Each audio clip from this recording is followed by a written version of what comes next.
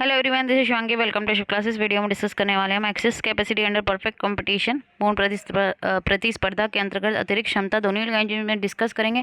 तो access capacity का question आपसे एग्जाम में पूछा गया है। तो परफेक्ट कंपटीशन इस वीडियो में डिस्कस करेंगे कि परफेक्ट कंपटीशन में एक्सेस कैपेसिटी पाई जाती है नहीं पाई जाती है, और फिर नेक्स्ट वीडियो में मोनोपोलिस्टिक कंपटीशन में। ठीक है, एग्जाम में खाली एक्सेस कैपेसिटी आता है तो दोनों को डिफाइन करना, और अगर इंडिविजुअली कोई भी मार्केट आपसे पूछी जाती है तो उसके बारे में ही लिखना है आपको। ठीक है, तो पहले हम एक्सेस कैपेसिटी क्या होती है वो समझेंगे। तो एक्सेस कैपेसिटी क्या है कि अनयूटिलाइज कैपेसिटी कि जो कैपेसिटी भाई फर्म में है प्रोड्यूस करने की, लेकिन वो कैपेसिटी उसकी इस्तेमाल नहीं हो रही है, उसको रोकना पड़ रहा है। अब ये कब होता है? जब एक फर्म ऑपरेट कर, अब ये एक्सेस कैपेसिटी कब होती है? जब एक फर्म जो है जो भी आउटपुट प्रोड्यूस कर रही है, ठीक है, वो उसके ऑप्टिमम लेवल से कम है, मतलब उसमें क्षमता है और ज़्यादा प्रोड्यूस करने की, लेकिन वो उतना आउटपुट नहीं प्रोड्यूस कर पा रही है। अभी किस वजह से होता है, किस कारण की वजह? मार्केट में रिसेशन आ रहा है, इसका मतलब डिमांड कम हो रही है। डिमांड कम हो रही है तो उसको आउटपुट कम प्रोड्यूस करना पड़ेगा, क्योंकि जब प्रोडक्ट की डिमांड नहीं होगी, सप्लाई ज़्यादा हो जाएगी तो एक्सेस हो जाएगा। ठीक है, सप्लाई एक्सेस हो जाएगी यहाँ पे, या फिर कंपटीशन ज़्यादा इंक्रीज हो रहा है मार्केट के अंदर। अब जहाँ पे डिमांड डिक्लाइन हो रही है और फर्म को फोर्स किया जा रहा है कि वो अपनी कैपेसिटी को रिड्यूस करे ताकि उसकी जो कॉस्ट है वो कम हो, कि आप अपनी कैपेसिटी कम करो प्रोड्यूस करने की ताकि आपकी जो लागत है वो कम लगे।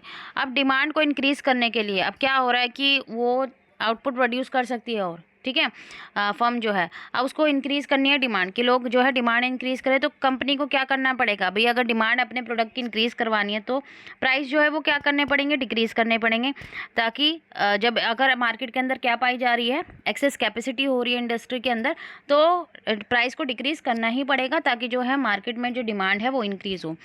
तो एक्सेस कैपेसिटी कहाँ डिटरमाइन होती है? मिनिमम जो लॉन्ग रन एवरेज कॉस्ट का होता है वहाँ पे। तो ये शॉर्ट रन फिनोमेना नहीं है, ठीक है, शॉर्ट रन की घटना नहीं है कि शॉर्ट रन में पाया जाए, लॉन्ग रन में पाया जाता है एक्सेस कैपेसिटी जो है। अब हम पहले इसको परफेक्ट कंपटीशन में समझेंगे। तो यहाँ आपको डायग्राम दिख रहा होगा परफेक्ट कंपटीशन में, ठीक है, सब कर्व के लिखा हुआ है। फुल फॉर्म यहाँ पे LAC का मतलब क्या? LMC, AR, MR, OP, OQ। अब इस डायग्राम को हम लोग एक्सप्लेन करेंगे। तो अब इस डायग्राम की एक्सप्लेनेशन हम लोग देख लेते हैं कि डायग्राम क्या बता रहा है यहाँ पे। तो परफेक्टली कॉम्पिटिटिव मार्केट में आप लोग को दिख रहा है, क्योंकि यहाँ प्राइस क्या रहते हैं? प्राइस जो फर्म होती है वो प्राइस टेकर होती है, तो सभी फर्म्स का जो प्राइस होगा वो सेम रहता है, कोई यहाँ पे अप डाउन नहीं हो सकता, क्योंकि यहाँ पे सभी गुड्स कैसे होते हैं? होमोजीनियस होते हैं। कोई भी किसी का भाई यहाँ पे जो है परफेक्ट सब्स्टिट्यूट होता है प्रोडक्ट। भाई परफेक्ट कंपटीशन में कैसे प्रोडक्ट होते हैं? होमोजीनियस पाए जाते हैं, एक जैसे होते हैं, क्वालिटी क्वांटिटी सब चीज़ एक जैसी होती है, एक रूपता पाई जाती है यहाँ पे। इसलिए यहाँ पे जो फर्म होती है वो प्राइस टेकर होती है, ना कि मेकर होती है। लाइक मोनोपोलिस्टिक मार्केट उनकी तरह नहीं होती है। तो अब प्राइस लाइन यहाँ पे किसके इक्वल होती है? Average revenue equal to margin revenue.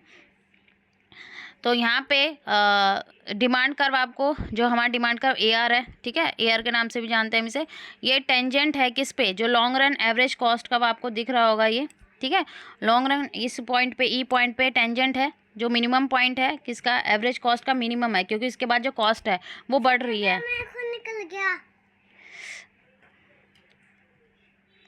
तो मिनिमम पॉइंट पे है, और यही पॉइंट पे हम देख सकते हैं मार्जिनल कॉस्ट, LAC, ARM तीनों क्या हैं? बराबर हैं इसी पॉइंट पे। अब इसके बाद कॉस्ट बढ़ जाएगी तो क्वांटिटी उतनी प्रोड्यूस नहीं होगी, क्योंकि उसको क्या हो रहा है? हानि हो रही है। प्राइस भाई इतना है यहाँ पे, भाई प्राइस जितनी उसकी कॉस्ट लग रही है भाई इस पॉइंट पे, E पॉइंट पे, जहाँ इक्विलिब्रियम पॉइंट है, जितना भाई कॉस्ट है भाई उतना ही उसका प्राइस है। ठीक है, मार्जिनल कॉस्ट इक्वल टू भाई जितनी कॉस्ट लग रही है उतना प्राइस है। अगर इसके ऊपर वो यहाँ पे इस पॉइंट पे क्या करने लगेगा? क्वांटिटी अगर वो बढ़ाएगा तो प्राइस उसको नहीं मिल रहा, उसकी लागत ज़्यादा लग रही है, और प्राइस क्या देख रहे हो? प्राइस लाइन नीचे है, कॉस्ट कर्व ऊपर जा रहा है। ठीक है, तो वो इसी पॉइंट पे इक्विलिब्रियम में है, यहाँ पे जितना no profit no loss, TR equal to TC, total revenue बराबर टोटल कॉस्ट, या हम बोले margin revenue equal to marginal cost.